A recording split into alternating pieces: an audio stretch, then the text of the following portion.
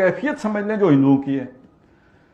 हिंदू जो खास तौर पर ये आपने सुना जो राष्ट्रीय सेवक संघ है और संघ परिवार है जिनके मुख्तलिफ शेड्स हैं, उन्हीं का जो पॉलिटिकल विंग है जिसे बीजेपी कहते हैं, ये एक बहुत बड़ी ताकत है हिंदुस्तान में। और ये ताकत, इसके जो डांडे हैं, ये उस ताकत के साथ मिलते हैं जो औरंगजेब आलमगीर के साथ बरसरे पैकार है, मरहटा ताकत। ये जो मराठे हैं इनका भी कोई अपना एक यानी बड़े लड़ाका कौम है, बड़ा पोटेंशियल है और बड़ी ताकत, और इन्होंने मतलब इनके अंदर एक मज़ाहमत की ताकत है। औरंगजेब जैसे बादशाह को मुसलसल जिच करके रखा, उसे मेरा ख्याल है दिल्ली रहना नसीब नहीं हुआ। ये हर वक्त कहीं ना कहीं से इनकी छेड़कारियां जारी रही। इनकी सोच ये कि ये जो हिंदुस्तान है, धरती माता, आपने सुना होगा ये जय हिंद या धरती, वो जय हिंद उसी से निकला कि ये मां की तरह है, ये धरती माता।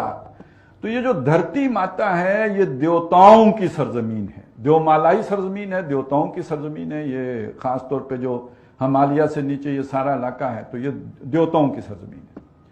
ये देवताओं की सरजमीन उसने दे दी है, मुंतकिल कर दी है, सपुर्द कर दी है देवताओं ने अपने मानने वालों को।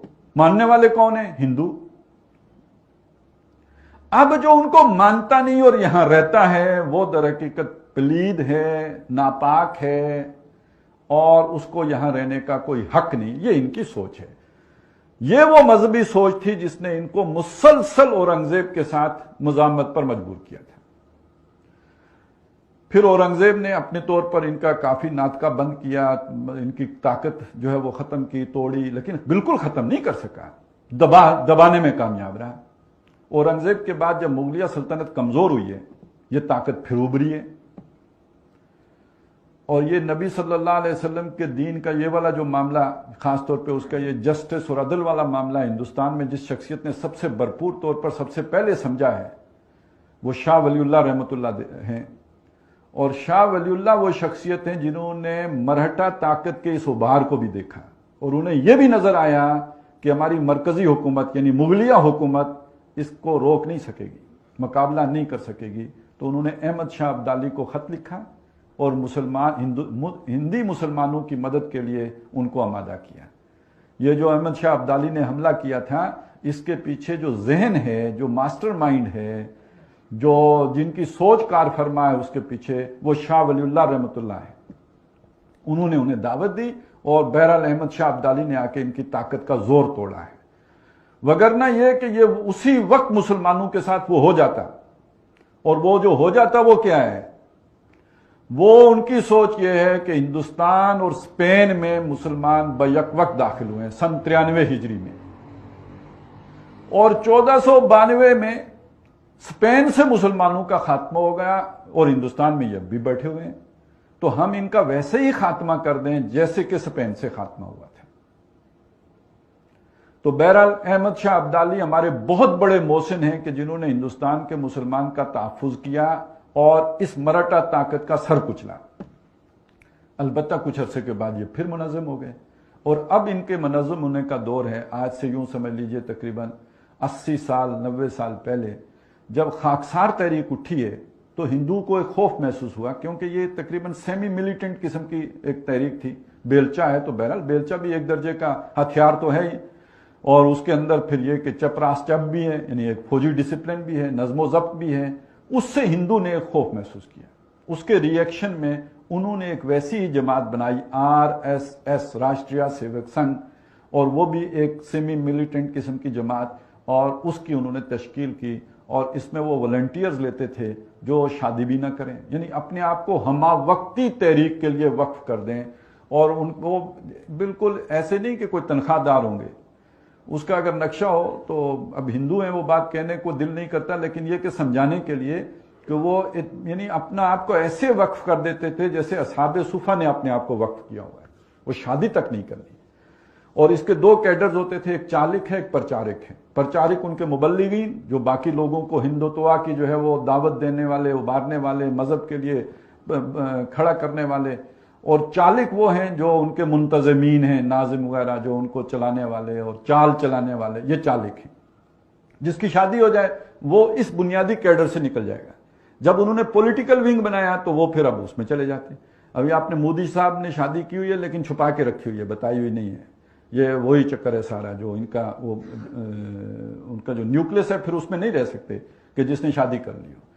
تو یہ ہے در حقیقت وہ مرہٹا طاقت جس نے پھر RSS کی صورت اختیار کر لی.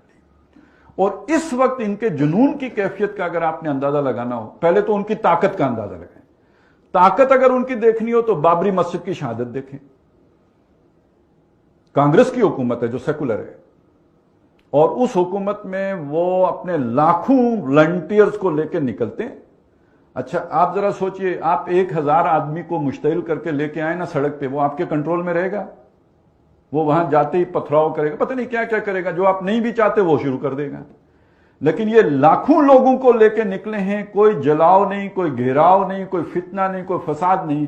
ایودھیا گئے ہیں, مسجد گرایا, واپس آ گئے ہیں. جس مقصد کے لیے گئے وہ پورا کیا, اس کے سوا کچھ بھی نہیں کیا. اس حد تک ڈسپلنڈ اور آرگنائزڈ لوگ ہیں. اور اگر آپ نے دیکھنا ہو کہ ان کی پینیٹریشن سوسائٹی کے اندر کتنی ہے تو وہ ہندوستانی اینکر سے پتہ چلے گا آپ کو. یہ بات میں کیوں کہہ رہا ہوں, آپ نے ان کو ان دنوں سنا ہوگا, وہ معقول لوگ ہی نہیں لگتے, پاگل جنونی لگتے ہیں نا. تو کیوں وہ جنونی بنے ہوئے ہیں؟ یہ جو ٹی وی اینکرز ہوتے ہیں یہ تو در حقیقت جو معاشرے کا ٹرینڈ ہوتا ہے اس کے مطابق بولتے ہیں. یہ ٹرینڈ سیٹر نہیں ہوتے, یہ معاشرے کو کسی رخ پر ڈھالنے والے نہیں ہوتے. انہوں نے دیکھنا یہ ہوتا ہے کہ معاشرے میں کیا شے پسند کی جاتی ہے, ریٹنگ تو اس سے بنے گی نا, لوگ کیا پسند کرتے ہیں. تو اگر وہ آپ کو جنونی صورت میں پاگل پن کے دورے پڑے ہوئے نظر آتے ہیں ان کے اینکر, تو در حقیقت معاشرے کی ڈیمانڈ یہ ہے, معاشرہ پاگل ہو چکا ہوا ہے. کس نے کیا ہے؟ اس راشٹریہ سیوک سنگھ نے کیا ہے. اور اسی کا مظہر یہ ہے کہ یہ الیکشن جیتا ہے, نریندر مودی الیکشن جیتا جو پوری دنیا میں بین تھا, ڈکلیئرڈ ٹیررسٹ. اس لیے کہ گجرات میں جو کچھ اس نے مسلمانوں کے ساتھ کیا, امریکہ میں تو اس کا داخلہ منع تھا. تو اس کے باوجود وہ اس کو انہوں نے الیکشن جتا دیا. اور اب ان کا ذرا تصور ذہن میں لائیں. میں نے آپ کو بتایا ان کی سوچ کیا ہے. ان کی سوچ یہ ہے کہ یہ پوری دھرتی ماتا کس کے لیے ہے؟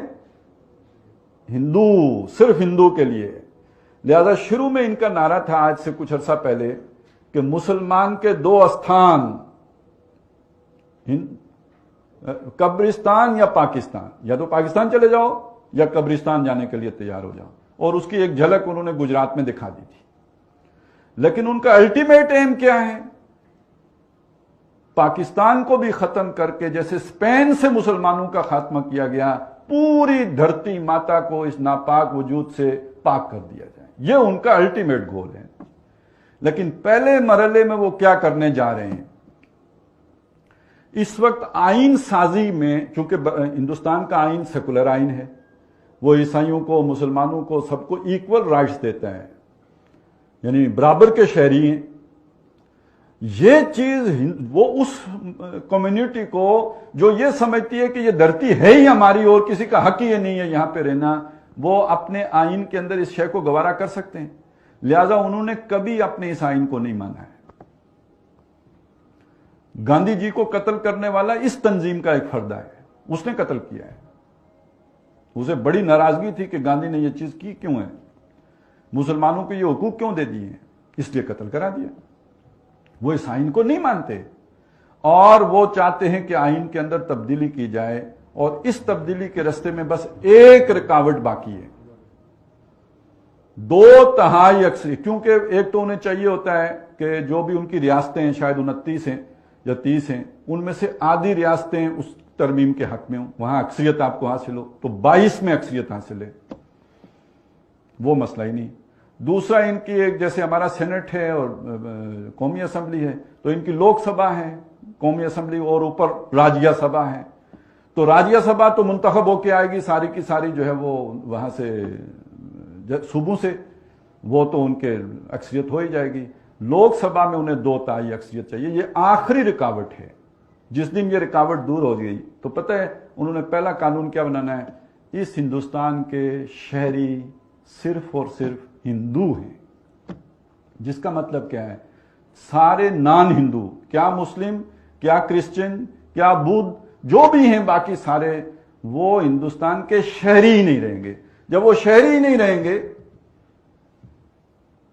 تو وہ کوئی شے پوزیس کرنے کا حق نہیں رکھیں گے۔ آپ زمین کے مالک کسی ملک میں کب بن سکتے ہیں؟ جب آپ اس ملک کے شہری ہوں۔ آپ کا رائٹ ٹو لیو، زندہ رہنے کا حق، تب تک ہے معتبر جب آپ اس ملک کے شہری ہوں۔ آپ شہری نہیں رہے تو اس کے بعد در حقیقت آپ اس ملک میں غلام کی حیثیت سے تو رہ سکتے ہیں، اور غلام بہرحال وہ آقا کی مرضی ہوتی ہے زندہ رکھے یا مار دے، وہ آقا کی مرضی ہوتی ہے کہ اسے کہیں کیمپوں میں رکھے یا یہ کہ سڑکوں پہ چھوڑ دے، وہ تو پھر آقا پہ ڈیپینڈنٹ ہے۔ وہ شہری رہیں گے نہیں، اور جب شہری نہیں رہیں گے تو نہ ان کی املاک ہوں گی، بالکل غلام والا سٹیٹس جو عرب میں تھا۔ اور یہ آپ کو لگے گا کہ بڑی خیالی سی بات ہے، لیکن ذرا آپ برما کا تو سفر کر کے دیکھیں، وہاں مسلمانوں کے ساتھ یہ ہو چکا ہے، ان کے شہری حقوق ساقط کیے جا چکے ہیں، اور وہ خبریں آپ پڑھ چکے ہیں جو کچھ برما میں ہوا، اور اس کے پیچھے یہی ذہنیت ہے۔ اور یہاں آ کے اب جو جوڑ